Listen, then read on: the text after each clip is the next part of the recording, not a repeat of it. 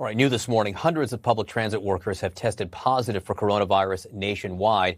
Riding buses and trains is essential for workers who still need to commute. It's also essential as people begin to get back to work. Still, some bus drivers fear their safety is at risk. CNN's Pete Montine live in Silver Spring, Maryland with more. First of all, Pete, welcome to CNN. Welcome to New Day. Great to have you here. As so many people think about working again, one of the biggest questions they face is how they're going to get there. Well, John, transit systems want to show that they're on the right track. This is typically one of the busiest transit centers in the state of Maryland, but rail ridership here has now dropped by 95%. Transit systems want commuters to come back, but they warn that your ride will not be the same. It's still fresh in my mind.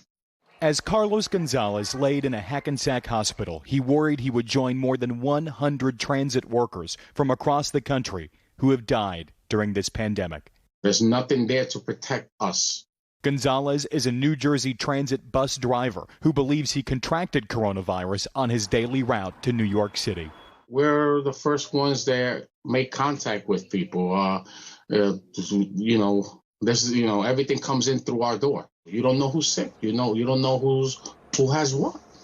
The Amalgamated Transit Union says more than 1,000 transit workers from Staten Island to Seattle have tested positive for COVID-19. Union President John Costa fears that number will grow significantly as states start opening up and commuters, many with no other choice, start coming back. I'm concerned. Every night, I'm still losing a member. And the numbers are still going up, not down. Many bus systems, such as those in Austin, Texas, have barred riders from using the front doors near the driver. On buses in Washington, D.C., distance from drivers is kept with a yellow plastic chain. But keeping 6 feet of social distance between passengers themselves is difficult on vehicles that are often only 9 feet wide. We've been doing a lot of work. Paul Wiedefeld runs D.C.'s metro bus and rail system. Right now, crews are cleaning station surfaces nightly. First and last train cars are now empty to keep train operators insulated from riders.